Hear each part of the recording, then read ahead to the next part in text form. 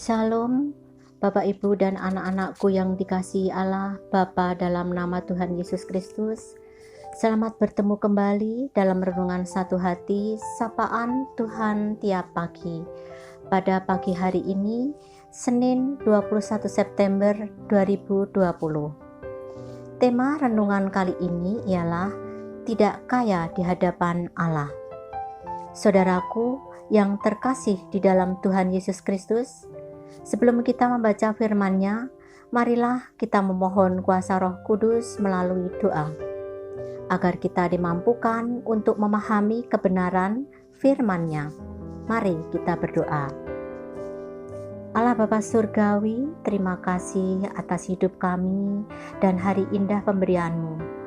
Kami memohon kepadamu, kepada kuasa Roh Kudus-Mu dan penyertaan Putra-Mu Tuhan kami Yesus Kristus, agar kami mampu memahami kebenaran kehendak firman-Mu, agar langkah kehidupan kami pada hari ini dan hari-hari selanjutnya tetap berada pada jalan lurus-Mu. Amin. Saudaraku yang terkasih di dalam Tuhan Yesus Kristus, dalam renungan satu hati, sapaan Tuhan tiap pagi, kali ini Tuhan Yesus mengingatkan kepada kita melalui perikop orang kaya yang bodoh yang terdapat pada Lukas 12 ayat 13 sampai 21.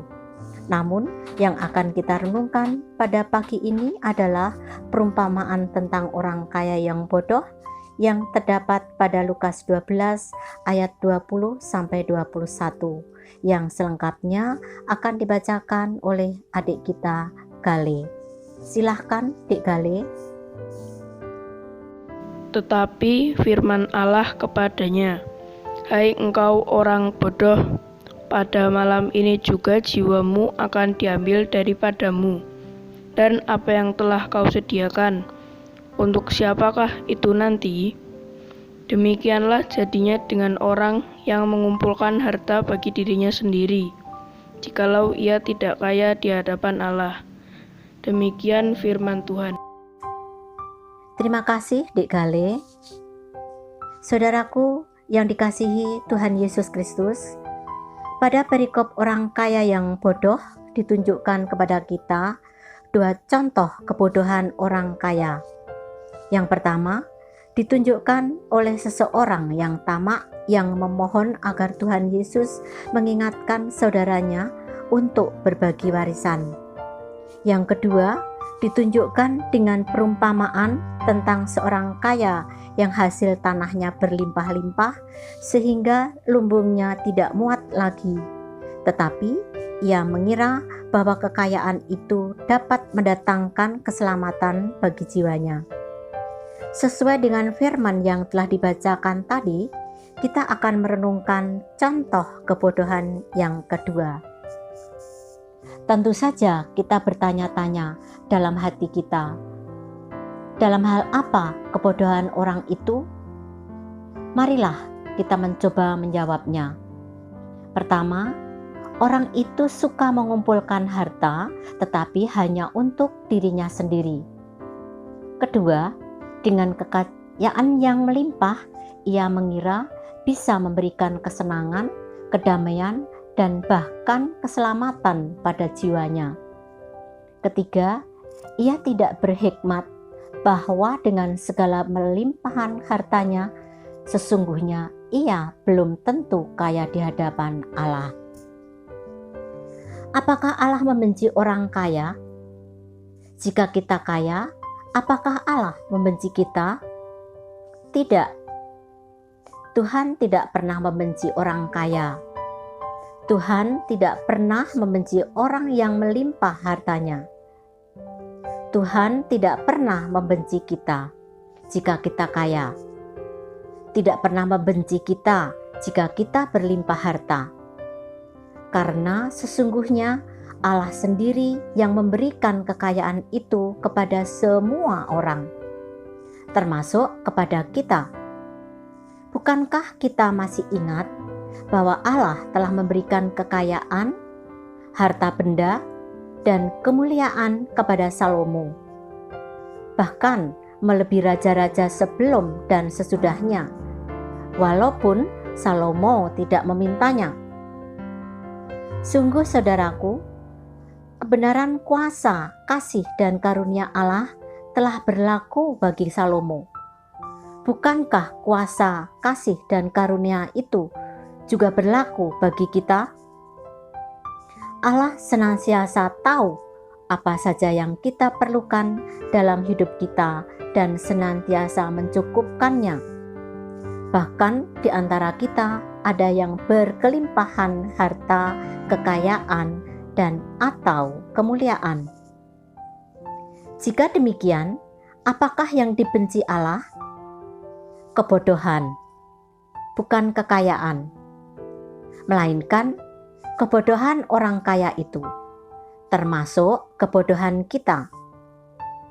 Memang kekhawatiran orang itu akan makanan, minuman, dan pakaian merupakan salah satu kebodohannya. Dengan kekayaannya, ia mengira bisa memberikan keselamatan bagi jiwanya. Itu kebodohan kedua. Dan ia melupakan kuasa kasih dan karunia Allah. Itu kebodohan berikutnya. Saudaraku yang dikasih dalam Tuhan Yesus Kristus, bukankah hidup itu lebih penting daripada makanan? Dan tubuh itu lebih penting daripada pakaian? Tuhan Yesus pun telah mengingatkan kita, Bapamu yang di surga tahu bahwa kamu memerlukan semuanya itu. Tetapi carilah dahulu kerajaan Allah dan kebenarannya, maka semuanya itu akan ditambahkan kepadamu. Carilah dahulu kerajaan Allah dan kebenarannya. Carilah, sebab Tuhan telah menunjukkan kepada kita jalan lurus yang menuju kebenaran, kuasa, kasih, dan karunia-Nya. Janganlah kita tempuh liku-liku jalan yang menuju ketamaan dan kebodohan, sebab jalan-jalan Tuhan adalah lurus.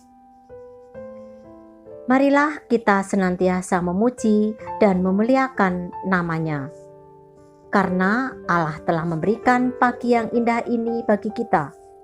Biarlah hari ini jiwa kita dibimbing oleh kuasa roh kebenaran. Marilah kita beraktivitas, bekerja, dan berkarya melalui jalan lurus Tuhan. Hindarilah jalan berkelok-kelok yang ujungnya menuju kuasa kegelapan. Marilah kita selalu menaruh waspada dan berjaga-jaga terhadap segala ketamaan. Sebab walaupun kita berlimpah harta, hidup kita tidak tergantung daripada kekayaan itu. Amin. Saudaraku, mari kita berdoa. Allah Bapa, terimalah puji syukur dan terima kasih kami atas sapaan-Mu pada pagi ini. Itu semua menjadi bukti atas kesetiaan pemeliharaan Bapa kepada kami. Terima kasih atas firman-Mu, sehingga kami bisa mengenali jalan lurus kehendak-Mu. Jalan lurus yang harus kami tempuh pada hari ini dan hari-hari selanjutnya. Kami memohon bimbingan dan kuasa Roh Kudus-Mu ya Allah, agar pada hari ini dan hari-hari selanjutnya hidup kami tidak seperti orang-orang bodoh yang tidak pernah berhikmat akan kuasa dan kelimpahan berkat-Mu. Agar hidup kami tidak seperti orang-orang yang terhimpit oleh tipu daya, kekayaan, dan kenikmatan hidup. Kami percaya kepada-Mu ya Allah, Roh Kudus-Mu akan menjaga setiap langkah kami. Terima kasih ya Allah Bapa, ya Roh Kudus. Hanya dalam nama Tuhan Yesus Kristus kami bersyukur, memuji, dan berharap akan kasih karunia-Mu. Amin. Terima kasih saudaraku, selamat beraktivitas pada hari ini. Kuasa kasih dan karunia Allah Bapa kita senantiasa menyertai saudara saat ini sampai selama-lamanya. Amin.